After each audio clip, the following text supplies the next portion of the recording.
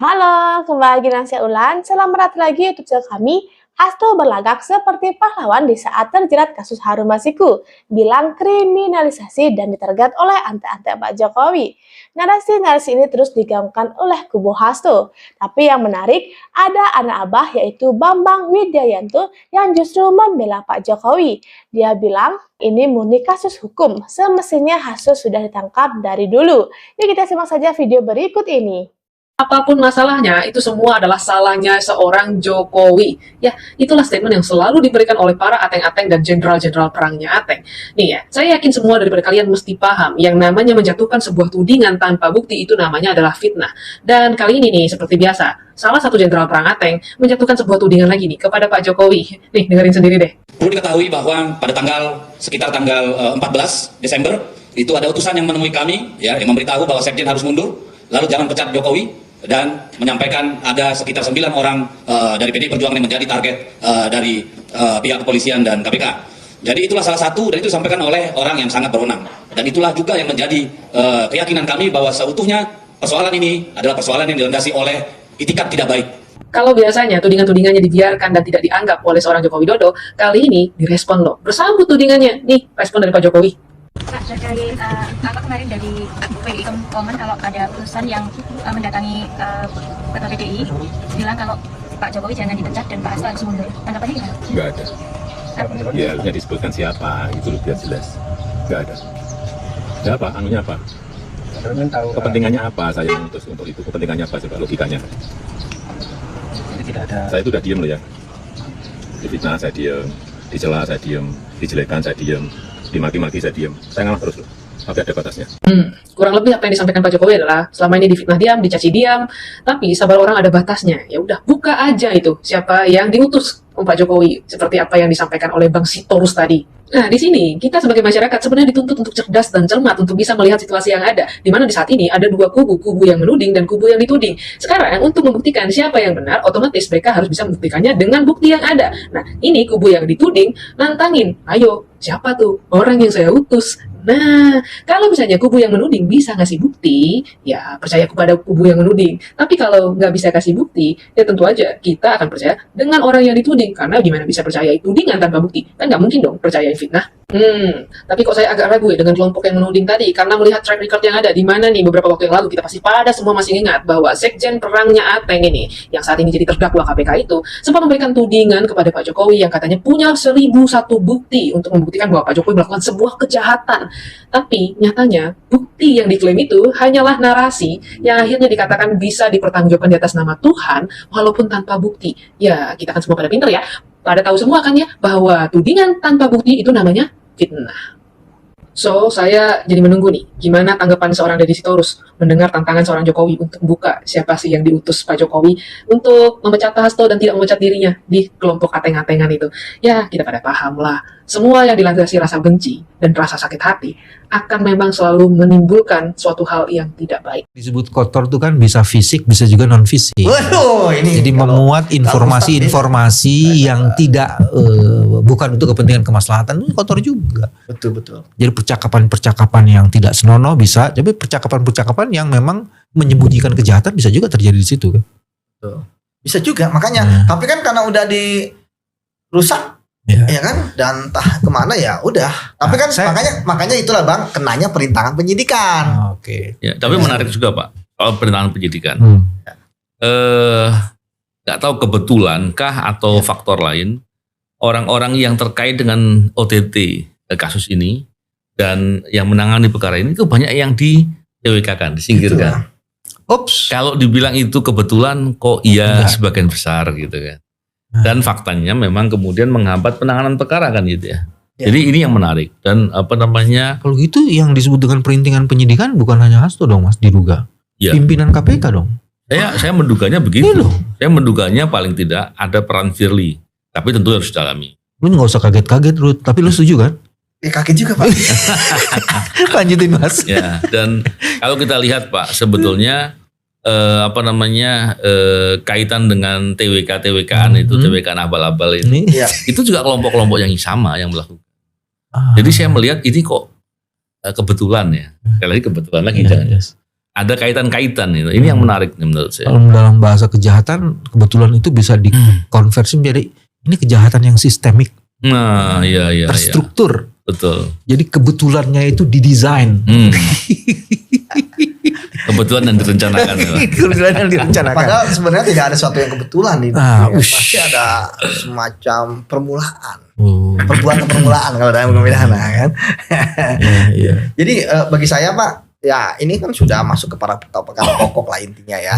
Ya sudah bertarung aja di situ gitu kan. Pra-peradilan toh besok walaupun ada pra-peradilan yang kedua ya, pasti hakim gugur juga. Kemarin aja kan gugur ya, walaupun sebenarnya masih ada harapan dilanjutkan ya. Kan kubu Hasto itu kemarin berharap dilanjutkan pra-pernya karena mungkin mereka ada keyakinan akan menang. Ya, walaupun saya katakan loh, kalau misalnya tidak mengakui ada kesalahan, ngapa takut berantem di tanda kutip ya di persidangan gitu ya. Ngapain mau ngotot di formil gitu ya. Kamu kan proses bukan material. Jadi ketika kemarin sidang dibuka ya, dari KPK mengatakan berdasarkan SEMA, ada SEMA 5 atau berapa gitu ya tentang pra peradilan itu bahwa ketika sudah dilimpah itu kan udah gugur karena statusnya sudah terdakwa dan dia sudah tahanan pengadilan ya. Kemudian kalau dari kubunya Hasto kan dia adalah sidang dibuka ya, diketok 3 kali gitu lah ya. Artinya tapi kan hakim kemudian diskor ya, kemudian akhirnya datang lagi memutuskan. Ya memang bagi saya memang logikanya kan bahwa KPK masuk ya, SEMA-nya masuk ya, sudah dilimpah kemarin ya di pengadilan di hari Jumat. Kemudian masalah dibuka kan Jumat dibuka. Artinya kan kita tahu pra peradilan 7 hari. Ya, artinya kalau Senin itu pun dilanjutkan prosesnya, putusan di Selasa minggu depan, Jumat sudah sidang kan percuma. Ingat, prinsip dari pengadilan sederhana, cepat, ya kan? Biaya ringan. Ya kalau misalnya kita tahu bahwa hari Jumat itu dari sidang perdana dan sidang perdana sudah jelas dalam KUHP itu adalah menggugurkan pra peradilan ketika proses masih berlangsung, ngapain di hari itu ada pembacaan permohonan, besok ada jawaban, kemudian ada ini kan, seperti itu Pak. Oke. Ada satu pernyataan yang Mas Novel kemukakan tadi yang menurut saya menarik. Jika saja peradilan itu bisa membuka secara jelas, terang semua peristiwa yang ada, jangan-jangan akan ada kasus baru lagi yang muncul di situ. Dan saya yakin itu mestinya momentum ini digunakan ya. Karena seperti apapun setiap kejahatan harus diungkap dengan setuntas-tuntasnya. Kalau ada dugaan, dan ini pernah dibicarakan oleh beberapa media juga terkait dengan upaya untuk menutup kasus besar tertentu. Dan menutupnya itu dimungkinkan atau diduga keras itu ada suap. Karena kasus besar, suapnya pastinya besar gitu. Dan oleh orang-orang yang berpengaruh. Orang-orang punya pengaruh. Ketika ini diungkap, harapannya adalah kita tentunya tidak ingin ini terjadi di kemudian hari. Yang kedua, orang-orang yang berbuat sejahat ini harus dihukum. Tidak bisa dibiarkan. Semoga bisa diungkap di persidangan nanti. Jadi benar kata Bang Novel ya, siapapun terlibat, kasusnya pun jika ada kasus lain, ini kan saling kait. Karena memang selalu saya sampaikan, psikologis orang buron itu ya itu 1 tahun kok Pak. Saya dulu satu satgas dengan Bang Novel kan kita sebenarnya buronan banyak ya, karena kan koruptor punya uang banyak, takut juga dia, males juga dia ditahan gitu ya, walaupun di penjara ya kalau kita lihat kan mewah gitu ya, nggak mau juga dia. Nah tapi sebanyak kabur-kaburnya 1 tahun, dan itu ya ingat penjara kelas kakap ya, konglomerat ya, kemudian terkait uangnya banyak ya. Kalau Harun Masiku dia aja pengen kerja jadi anggota DPR ya kan. Ini uang dari mana? Apa problem psikologisnya orang yang kabur lama-lama itu? Kalau saya lihat ya dia menyembunyikan sesuatu, entah itu dia membuka perannya lebih besar, atau tadi kata Bang Novel benar ya, kasus yang lebih besar. Dia menyembunyikan atau melindungi sesuatu ya. Betul, di situ Pak. Karena bagi saya nggak masuk akal, karena Harun Masiku itu kan dia aja orang yang punya cita-cita tinggi. Tadi selain menjadi anggota DPR, dia aja sampai kuliah ke luar negeri loh, bahkan menjadi ketua himpunan lah ya, pelajar di sana gitu ya. Saat itu dapat beasiswa, waktu beasiswa dia kan beasiswa yang prestisius ya, ya kan. Artinya dia benar-benar ingin hidup ya normal gitu kan. Nah, tapi kan ternyata dengan ini kan dia 5 tahun dia nggak bisa ngapa-ngapain. Iya. Ya. Kamu yakin dia masih hidup? Kalau hidup Bang masih, karena Pak kalau hidup saya masih yakin karena Masih yakin ya? dalam berbagai macam kasus ya, justru tersangka ini kan justru lebih aman dibandingkan saksi ya kan. Kalau saksi kan ada yang dicelakai lah, ada yang meninggal lah malah gitu kan, ada yang ini dan sebagainya gitu. Tapi kalau tersangka ya dia kan, kalau kita rantai makanan, tersangka kan yang paling tinggi ya kan. Nah, dia bisa makan yang bawah gitu kan. Dia makannya ke samping dan ke atas yang lain. Kalau ke atas Mas Koki. Saya baru beli Mas Koki kemarin. Saya tahu makannya ke atas ya. Kita kan ke bawah, dia ke atas. Tapi Mas Koki untuk laki-laki. Oh gitu. Untuk perempuan Mbak Koki. Jadi seperti itu Pak. Nah, kita harapkan ya ini semua bisa terbongkar. Oke. Ya mengapa, dan tujuan besar ini kan bukan hanya sekedar menangkap Harun Masiku. Tadi berkata Bang Novel, ya kasus-kasus yang lain ya yang lebih besar ya itu harus diungkap. Karena saya melihat ini kan seperti mencoba kubunya Hasto itu untuk meminimalisir ya bahwa ini hanya Harun Masiku korban, Harun Masiku korban. Kemudian ini hanya 400 juta. Ya, padahal kalau kita bicara mengenai kasus korupsi itu kan lihat figurnya. Ya, ini sekjen partai loh, ya kan, yang harusnya menjadi teladan gitu kan. Kemudian dampaknya dia korupsi kan terkait dengan KPU. Ini mencederai keadilan. Oh, ternyata bisa loh KPU. Proses demokrasi. Iya. Loh, sekarang aja kita udah ngapa-ngapan pilkada hasil putusan MK, ada pilkada pemutusan ulang. Duitnya berapa miliar? 40. Iya kan? Miliar, ratusan miliar gitu kan. Dan kemudian jumlahnya. Ya kalau jumlah ya memang ya 400 juta misalnya, atau kalau suapnya 1 miliar. Jadi pendapat saya ya tadi bahwa ini bukan sekedar kasus kecil ya, tapi ini adalah kasus besar dilihat dari bagaimana prosesnya melakukan perbuatan korupsi. Mungkin Bang Novel ada juga. Memang gini, Pak. Momentum ini. Kok lu jadi host di sini?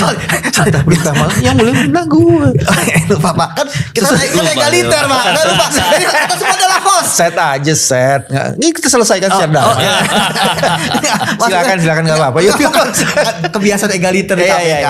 Kan dulu ini di KPK itu dulu kita begini. Ya kan, jadi nggak cuma tanya aja kok lu yang jadi host kan gue cuma nanya. Bukan saya. Jadi kadang-kadang di KPK karena egaliter saya seolah-olah saya jadi pimpinan. Jadi asal lo tahu, cosplay jadi pimpinan KPK. Asal lo tahu itu yang Firly nggak suka sama lo ya itu. Asal karena si egaliter. Iya. Oh iya benar. Di TKW kan lalu. Iya. Mas Novel mau ngomong tadi silakan Mas. Tapi Yudi kan ikut tanganin juga kan, enggak ya? Yang mana Pak? Yang soal Harun Masiku juga TWK kan juga enggak ya? Tapi begini, menurut saya ini momentum buat Harun Masiku. Mestinya setelah 5 tahun ya sudah cukup lah. Dia mau berkorban seperti apa lagi? Baiknya dia datang menghadapi permasalahan muncul, dan kemudian dia harus jelaskan kalau benar ada kaitan yang bersangkutan dengan kasus di baliknya ini, sampaikan saja. Karena nggak ada untungnya dia menyembunyikan sesuatu. Dan kalau dia menyembunyikan sesuatu, persoalan ini nggak selesai di sini, masih panjang lagi. Itu rugi. Yes. Nah, kerugian-kerugian itu yang seharusnya dipikirkan, karena kan masa hidup dipakai buat nutupi urusan orang. Yes. Dan rugi bagi Harun Masiku kalau sebagian kejahatan itu bukan menjadi tanggung jawabnya, tapi dia harus tanggung. Betul. Karena seluruh tuduhan dan sinyalemen itu diarahkan kepada dia, dan dia harus telan itu. Ya. Inilah saatnya untuk berpikir ulang bagi Harun Masiku untuk mencoba keluar dari persembunyian dan menyatakan sebenarnya. PDIP mendramatisir kasus ini, artinya PDIP dan Hasto tidak menghargai hukum. Kalau benar ya buktikan saja di pengadilan. Baiklah teman-teman, demikian dapat saya sampaikan. Semoga bisa bermanfaat kita semua. Buat teman-teman yang suka dengan channel ini, tolong bantu subscribe, like, komen, dan share ke teman-teman lainnya ya. Terima kasih, sampai jumpa lagi.